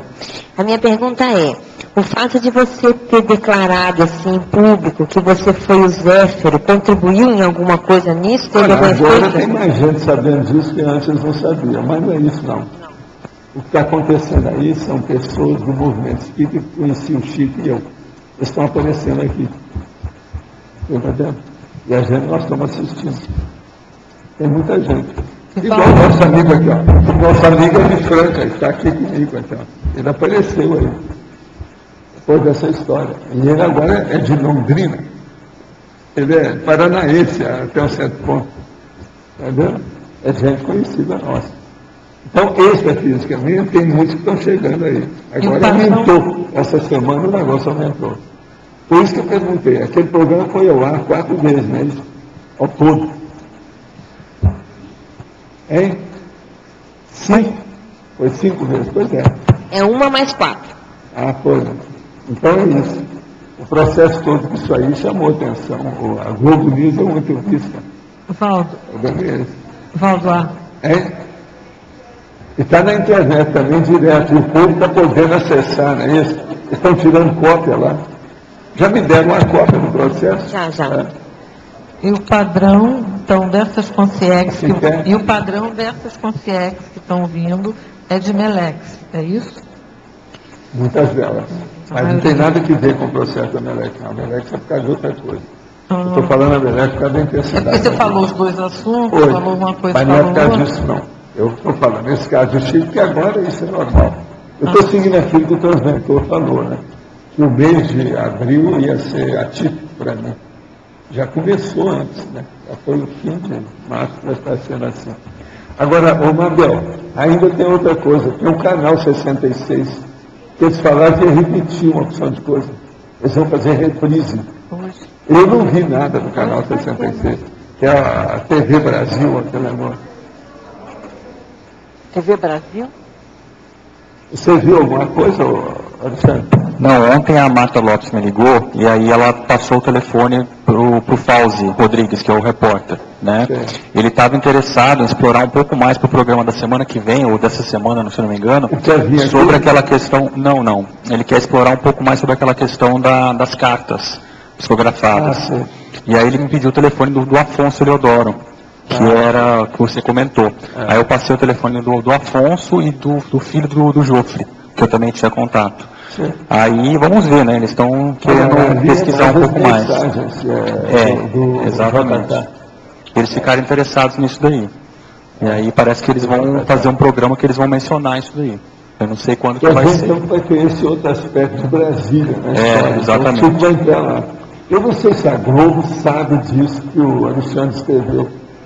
Seria bom explicitar isso para a turma da Globo.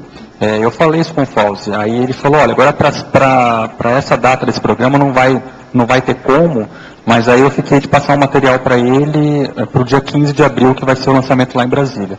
Aí ele falou, eu sou do Rio de Janeiro, mas eu passo para o pessoal de Brasília fazer a cobertura de repente. Seria bom ir gente com você daqui lá para Brasília, seria bom alguém filmar tudo, né? Você lembra daquilo? Sim, a gente está vendo isso daí. Faz uma estrutura aí, faz uma comitiva para ir com você. Eu acho que ele precisa de ser mais assessorado nessa história. Até o momento, Walter, que está confirmado, sou eu, o Eduardo, a Solange, o Cláudio, o Fred Gunning. Quem quiser, seria bom ir a Brasília para ver esse lançamento. É muito importante isso aí. E o próprio Chico também, a gente está vendo com ele para ele ir. Agora, por favor, ajudem lá com a questão do cinema. Filma a situação toda. Parece que o Pedro também está pensando em ir, né? Seria bom. Ir mais gente lá no dia 15 seria importante, tá certo? Eu acho. É muito bom isso aí. Professor, sim. Não há. É numerologia. É numerologia. Ah, sei. Eu conheço essa área. O que você quer? Eu queria que o senhor explicasse por que esse segundo, a intensificação ficou em segundo, não é a primeira nem a última. Não. Então não é um crescendo, é um... Está lindo? Vamos ver aqui. É numerologia. O desembaraço existencial, quer dizer, abriu o caminho. A intensificação existencial, intensificou o trabalho. A dinamização existencial, colocou a técnica para intensificar. A catarse existencial já começou a mostrar o que é que pode fazer no toque. A alavancagem existencial já tem uma definição. A aceleração existencial já determinou tudo. E a potencialização existencial. Eu acho que mais explicar isso aí não precisa, né? Mas o verbete é intensidade. Pois então. E ficou intensidade. Intensidade e intensificar é diferente para você? Não é diferente, mas eu pensei que intensidade... Você já pensou em densidade? Sim, tensão professor química, você lembra? Tensão com S e intensidade? Não, densidade tem a ver com química. E eu sou química, né? Tudo tem relação. Mas a minha questão é porque está em segundo, não é primeiro. Não, porque embaraço existencial. Ninguém vai ter uma intensificação existencial boa se ela estiver embaraçada com a vida humana. ela tem que ter um desembaraço da consciência. Está claro? Tá, A vertigem consciencial, o desembaraço existencial é a vertigem consciencial. Então a pessoa não vai ter uma intensificação materialística, eletronótica, fisicalista, tá certo? Não é de hadrons, né? Nem de elétrica, mas é de consciência, de cosmoética, o negócio é diferente. Obrigada. Você manda. Quem é que está com o microfone? Tem mais alguém? Vai que está. Vamos nessa, Grace. Lembrei o seguinte, não, aí você falou o seguinte, no início, ainda quando você estava falando da Melex, você disse, como intensificou o número de pessoas, eu também estou pensando em fazer um curso para dar uma aula extrafisicamente. Não estou pensando, não. Já deu um O nosso amigo, meu amigo, que eu não falo o nome dele, que é o que me orienta lá nas questões, falou que estão juntando um pouco, que eu vou dar uma palestra para a turma toda e ver o que eu faço. Mas, então é daquela turma extrafísica. Eu vou fazer isso essa semana. Mas, estão juntando ao FIEX. A minha FIEX está obesa. Ela engordou na hora da outra. Olha, o problema é que já venderam todos os ingressos. Já venderam, está lotado, não tem jeito. E outra coisa, não vai haver reprise. Não vai haver reprise. Tá certo? Não pode filmar, não. A equipe lá não pode ir. Levar meu material, né? Não, a equipe não pode ir lá filmar. Olha, eu lá sou pau mandado, eu não mando tanto, muito embora o FIEX seja minha, mas o processo é de fora. Quem manda são, sistemas superiores, tem vários nomes para isso, né? Áreas, instâncias, não tem outra não, esferas, o que mais? Tem outras coisas aí, tudo superior, o que mais tem? Me ajuda aí. Um poder maior se levanta e a minha voz se cala. Você tem noção, assim, mais ou menos em quantidade, quantas consegue seriam? Eu não tenho ideia. Não tem ideia. Eu só sei que até agora tem uma dúzia, mais ou menos, lá de gente. Eu não sei. Mas essa sua palestra... Agora, por exemplo, tem músicos que eu já encontrei, outros não. Aham. Uns já passaram por mim, outros não passaram. Mas no caso dessa palestra... Vamos lá para a gente ver o que vai fazer e depois fazer o encaminhamento desse povo todo. Agora, eu vou fazer aquilo que eu faço, ou fazia, no SCP-2. O que é que eu fazia em primeiro lugar? Você fazia o Lava Jato? Lava Jato. Primeiro eu pego um a um. É isso que eu vou fazer lá. E qual a repercussão disso aqui com a gente? Não tem nada que ver, o negócio é comigo. Tudo isolado. Eles já isolam, tudo é de propósito, para não influir em nada. Não. Ninguém está sabendo. Se eu não falasse, ia passar percebido, ninguém sabe. Eu estou falando só para mostrar para vocês o nível de repercussão que tem as coisas. Oswaldo, o Chico vai estar lá? Não. Ele não está não, porque ele está ocupado com as coisas. Eu tive aí uma notícia agora recente dele. Ele está ocupado com uma série de manifestações. E isso aí está... eles não querem que os processos abalem o encaminhamento da consciência dele. Então ele está um pouco assim blindado dentro do processo. Tá? É isso que está acontecendo, que eles me deram a notícia. Agora ele está bem, está muito bem. Não tem nada não. Agora ele já procurou várias pessoas, eu sei como é que é quando eu vi a última coisa dele. Ele está perguntando por esse, por aquele, por ela, por outro, por ele, o que aconteceu. Alguns desses já estão ressomados. Agora, ele já teve alguma surpresa, porque a pessoa que ele estava procurando já estava vivendo há muito tempo. Foi até lá visitar, na mão da mãe, né? Mas não sabia de nada. Isso tudo aconteceu, né? Entende? Agora, isso é inevitável, vocês vão ter essas coisas com vocês. Aguarde. Esse mundo será seu. Não é assim? Tudo isso vai ser seu. Vocês vão ver que tudo isso vai acontecer com vocês. Agora, o que é engraçado é, né? A pessoa procura, não, você deixou lá, você veio para cá. Muito engraçadinha a situação, é brava. Eu aqui lá, Grace. desde aquele dia que você falou, fez aquele verbete do Auschwitz, e que você questionou por que é que tantas pessoas ficaram impotentes, podiam ter reagido e ficaram impotentes. Até que ponto isso era um grupo de pessoas que teve uma melex muito grande anteriormente, e aí quando estavam ali, por algum motivo, vinha aquilo ali e era uma melim também grupal. Olha, por isso elas isso é difícil você analisar. Você tem que analisar a etnia, são os judeus. Por isso alguns autores já tentaram examinar isso aí. Tem vários autores que já falaram nisso. É um processo judaico, é o modo deles agirem. E tudo deles é mais escondido, é o segredo. Então eles mantinham aquilo para ver o que ia acontecer.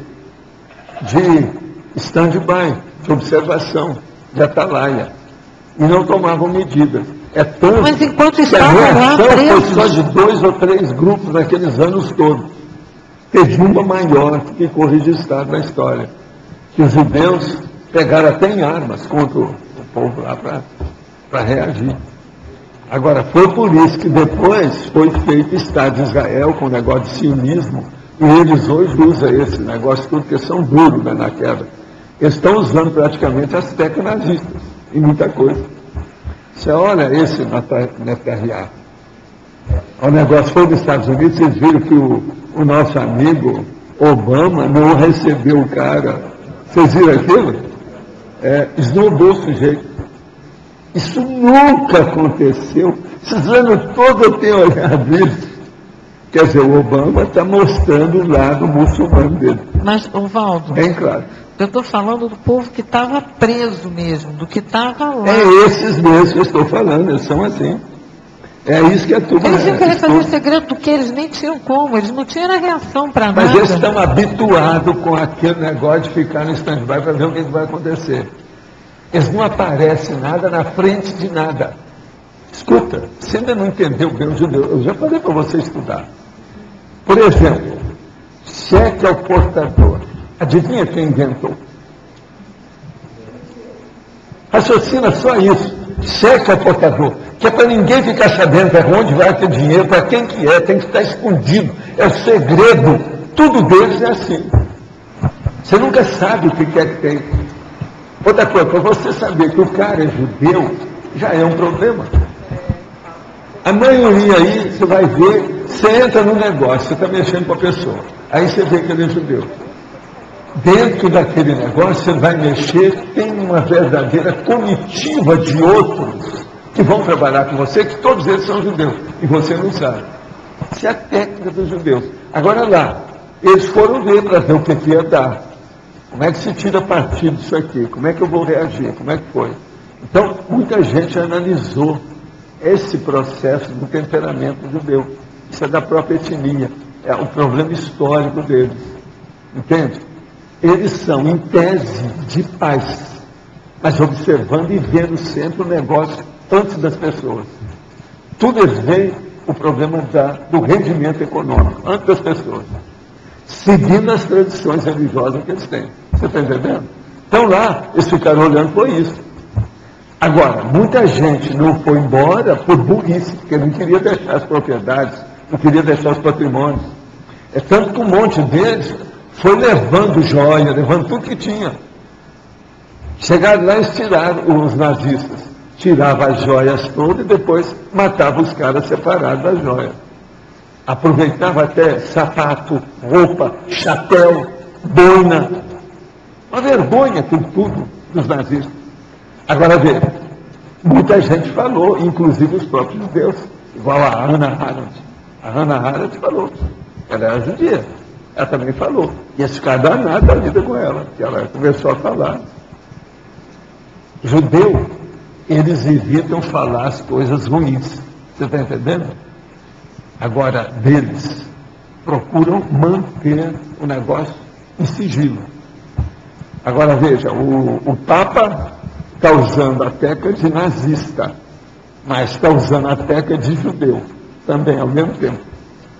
Porque ele agiu como nazista e hoje age como judeu. Ele só nega a informação de tudo.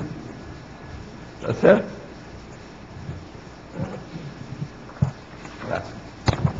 E veio uma pergunta agora há pouco, minha dor de cabeça. Está presente há anos. Ah, sim. Desde os meus 16 anos. Ela envolve minha nuca na maior parte das vezes.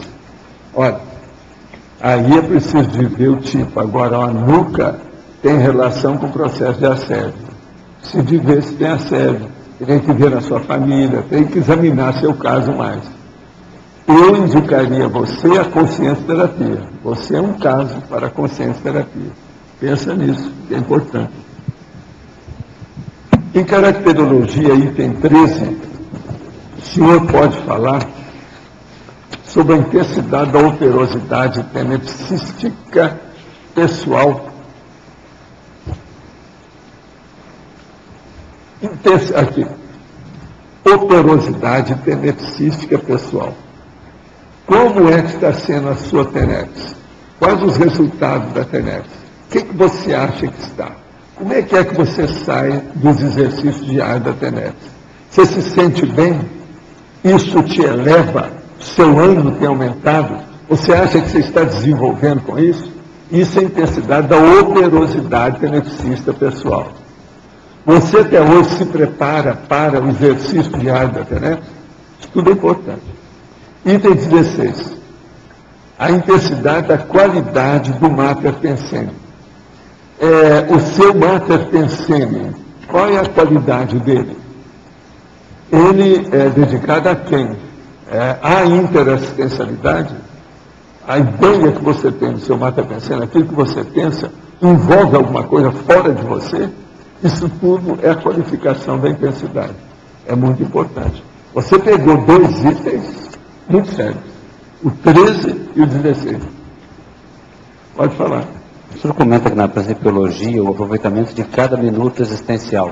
Tem um provérbio que o senhor comenta bastante, eu queria saber a origem dele, que é aquele viver a vida em termos de corpo físico como se fosse durar eternamente, e em termos de consciência... O orientalismo gosta muito de usar isso aí. Agora, isso aí também é da antiguidade.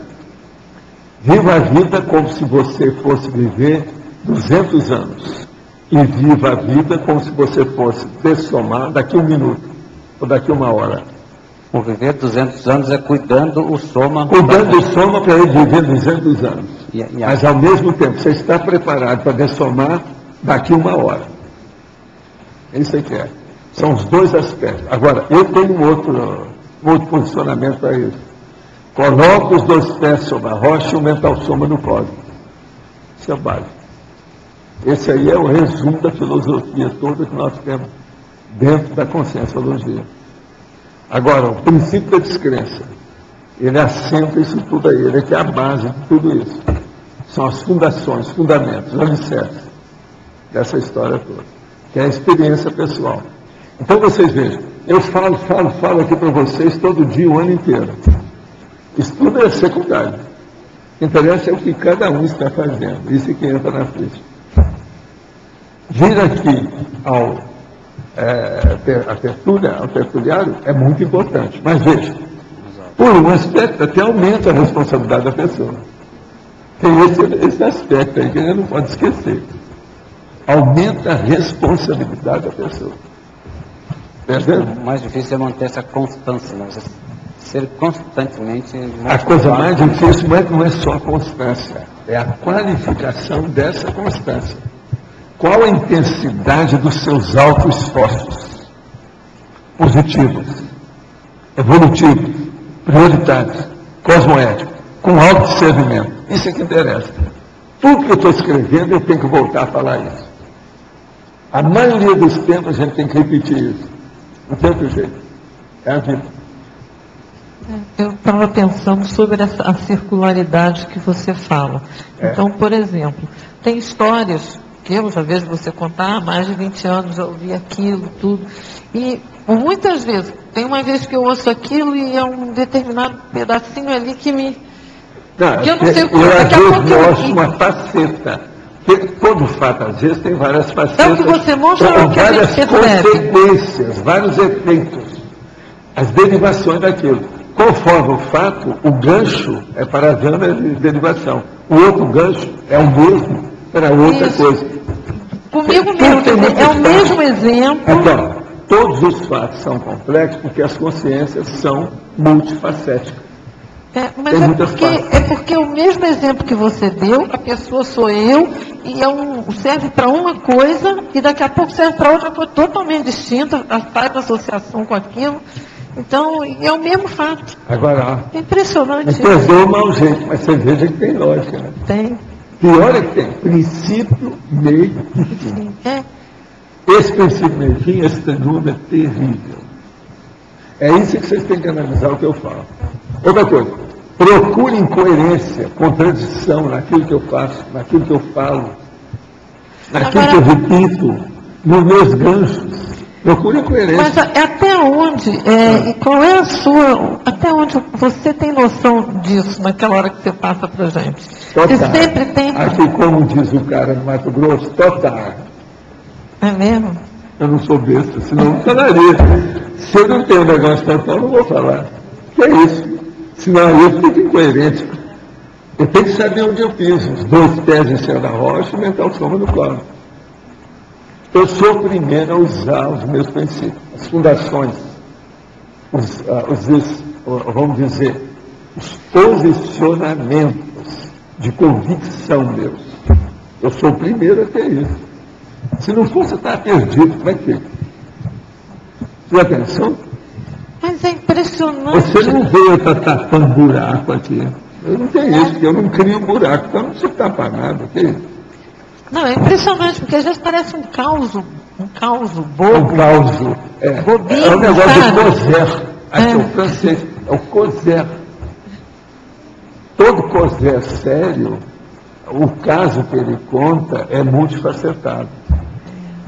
Então, essa lasca aqui serve para você, a outra serve para Pilar, a outra já é para o nosso. Não, e na hora que serve é profundo, vai lá, vai a laser lá dentro. O pior não é isso, é que às vezes a pessoa, agora, vocês já estão muito conscientes, já entraram na fábrica das carapuças, já tem coleções de carapuça de todas as cores.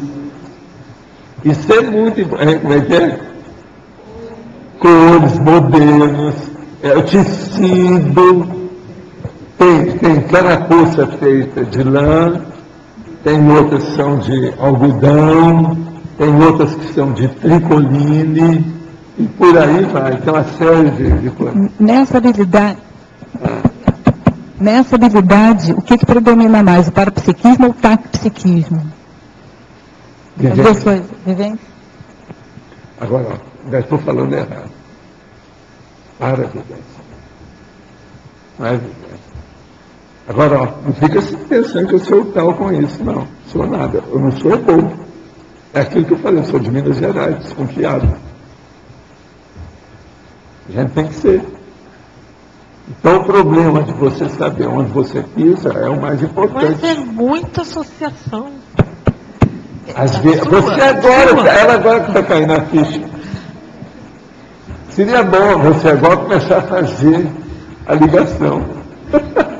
Ela agora está caindo na ficha, na realidade. Tem umas que são na cara, mas quando tem umas bobas, quando você vai ver, nossa. Agora, Grace, por que as pessoas têm dificuldade de chegar nesse nível que você está chegando agora?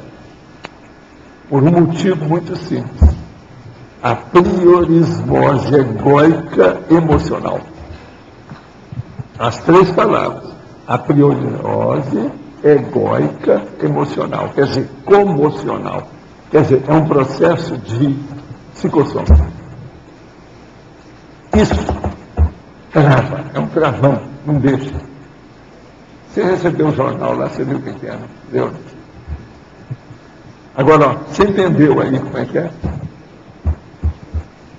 Olha agora isso do ponto de vista das coisas que você já ouviu eu falar há 2 décadas. E vê como eu sou agora. Vê se tem alguma contradição do jeito que eu era comigo agora. Porque muita gente chega para mim e fala, não, você está contraditório, você está diferente do que você era. Aí eu vou explicar para a pessoa, porque lá ela viu um aspecto, ela não viu o outro, que eu agora estou falando mais aberto. Já caminhei mais um pouco, a situação é outra. Isso tudo a pessoa tem que observar. Agora, é o máximo, quando a pessoa vê uma contradição dessa, que eu esclareço, fica duplamente mais claro para ela. Você está entendendo como é que é? Então é muito importante. Ó, a hora que eu peço para ver o meu negócio, eu não estou desafiando ninguém com isso não. Isso é para ajudar as próprias pessoas. Você está entendendo? É para ajudar. É que é um paradoxo. Agora é como se os seus exemplos fossem até mais... Aqui, o paradoxo dela é o seguinte. Primeiro tinha uma visãozinha.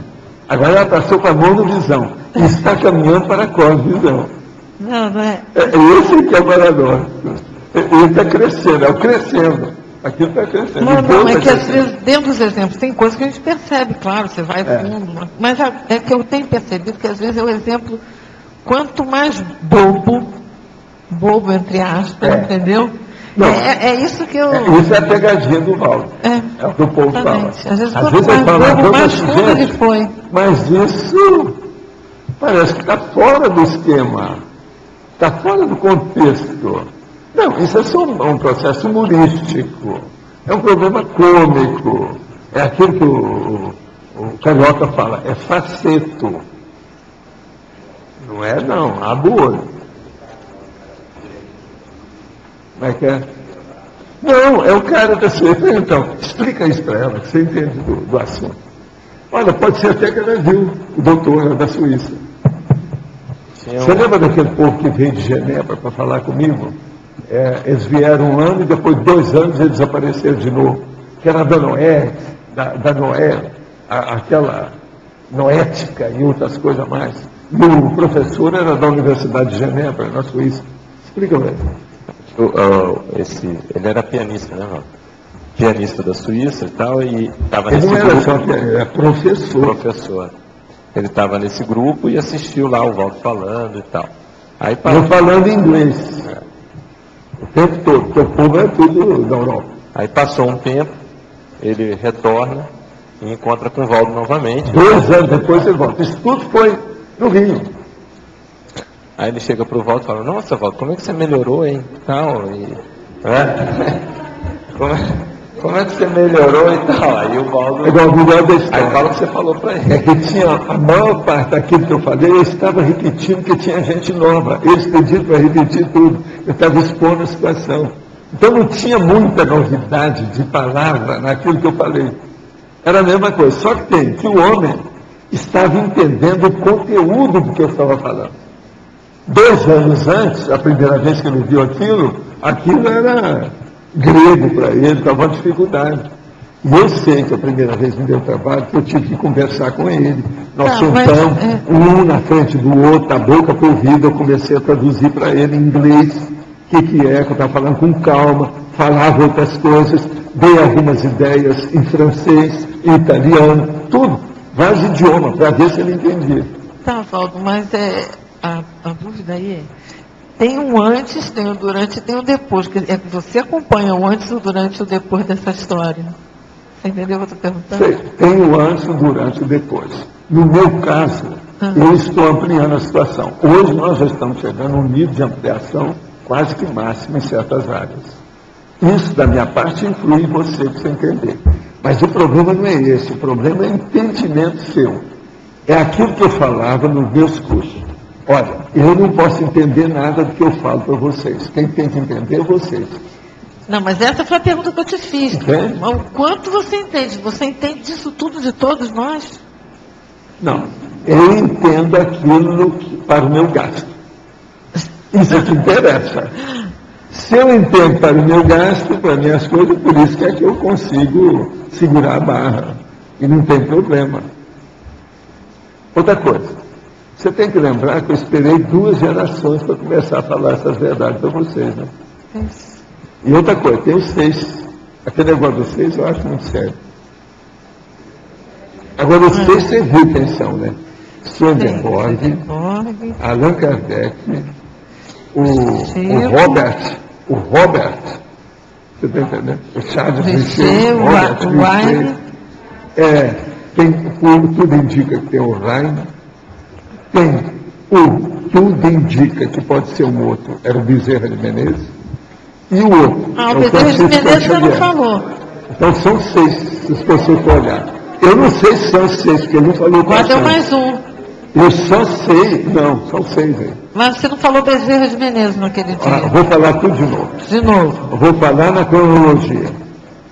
Swedenborg, Allan Kardec, Charles Roberto Richer, logo depois o Bezerra de Menezes, depois o nosso amigo Raine, que é mais ou menos da mesma época, mas antes do Raine entra o Chico Xavier. São 6. Você pode olhar que são 6. Mas eu não sei se são esses 6. Eu suponho que seja. Eu sei que Swedenborg foi o primeiro, que eu sei disso. Hein? Pois é, mas é mais ou menos isso. Um desses tem que ser escolhido, eu não sei qual. Pode ser que seja, porque o Richer com o Raine é mais ou menos a mesma coisa. Agora, você tem que lembrar que o Richer é que tinha mais possibilidade de ser alguma coisa nesse sentido. Ele estudou o negócio todo. Agora, por exemplo, nessa época, tem o Botsano que estudou, mas ele não teve força, né, para nada disso. Agora, o nosso amigo Bezerra de Menezes, ele tinha muita possibilidade, porque o cara era médico, fazia assistência.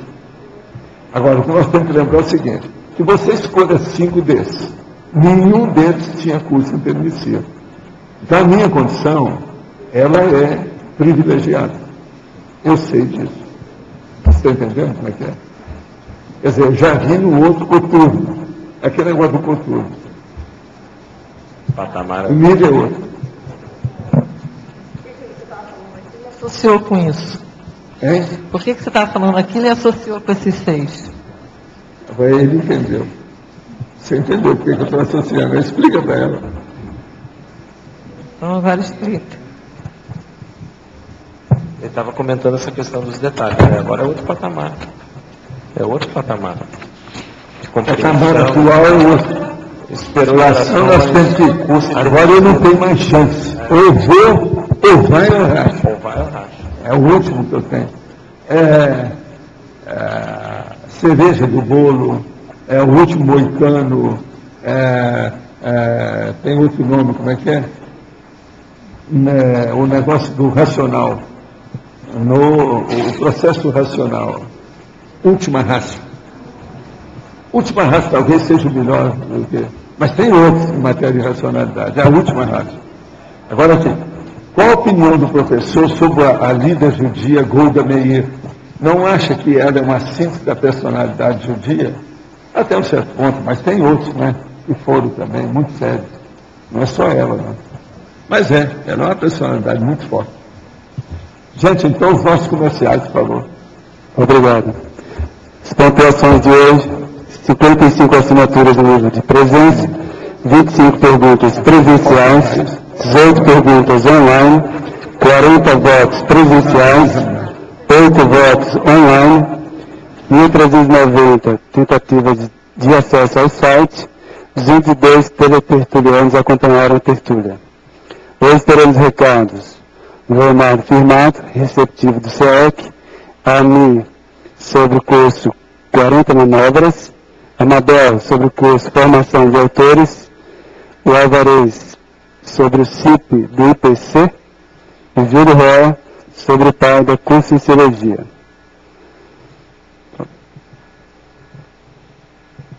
Boa tarde, pessoal. Em nome do SEEC, gostaria de fazer uma convocação, tá? Na verdade, é um convite para todos os voluntários e voluntárias que queiram colaborar, voluntariar no setor de recepção do SEEC nesses próximos meses, em função aí da tempestade publicitária que vai ocorrer nos dias 6, 7, 8 e 9 de abril. Essas tarefas aqui que a pessoa vai executar, ela compreende em atender telefone, responder um e-mail que nós vamos criar, um e-mail para poder acolher as pessoas que estão se inserindo no trabalho pela primeira vez, que estão, né, entrando no site novo da Tertúlia, que a gente está criando também, e a gente vai estar montando esse e-mail que é o receptivo@ceaec.org. Acompanhar visitantes, principalmente nos finais de semana, tá? E, nesse caso, a gente está precisando de pessoas para manhã, tarde e noite. Inclusive, nós já contratamos um funcionário novo para recepção, para que a gente possa atender nos 3 turnos. E nós vamos ter aí um treinamento, tá? Um treinamento junto com o pessoal da administração do CEEC, um treinamento junto com o pessoal da Trafor, que vai nos ajudar, né, a passar essas informações de maneira adequada, né, aplicando aquele trinômio nosso, né, de acolhimento, orientação e encaminhamento. Então, quem tiver interesse em ajudar, pelo menos nesses primeiros 2 meses, tá, é mais um multirão para a gente poder atender e acolher essas pessoas que estão conhecendo ou reconhecendo a conscienciologia. Favor em entrar em contato com a Gisele Salles, tá? Vou passar o e-mail dela aqui, pessoal. É gisele.epigrafe@gmail.com. Novamente, gisele.epigrafe@gmail.com. Ok? Obrigado.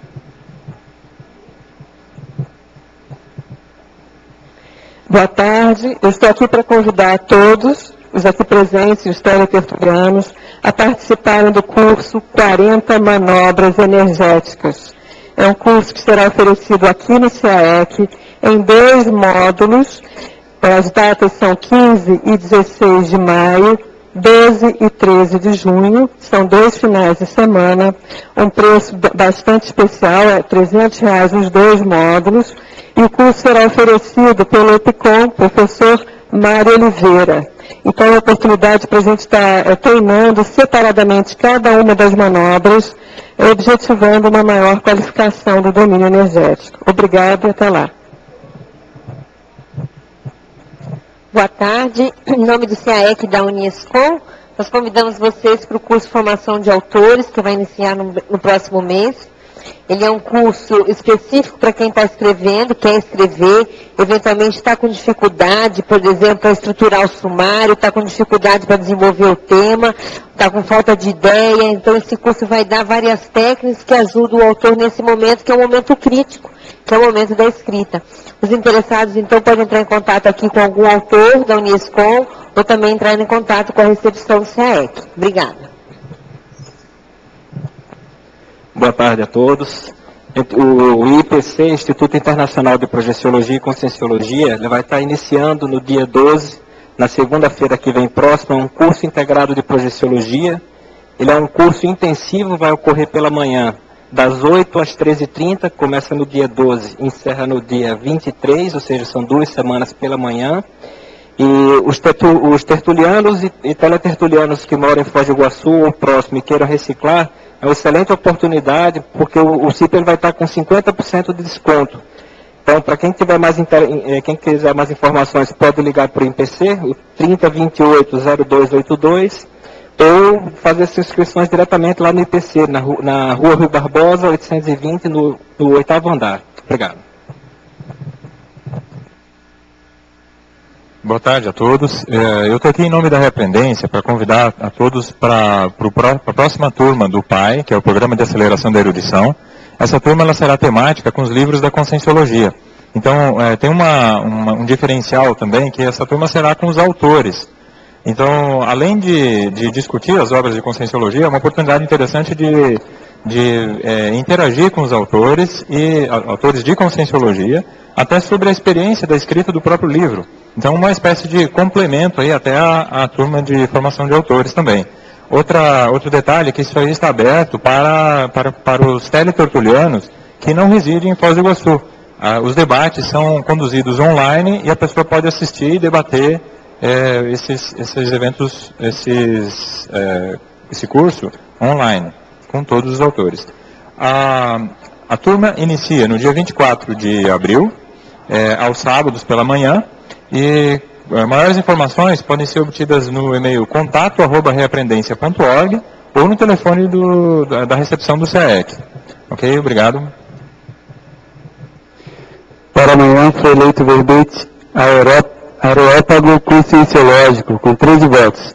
A especialidade Administrativologia. Obrigado a todos e uma boa tarde.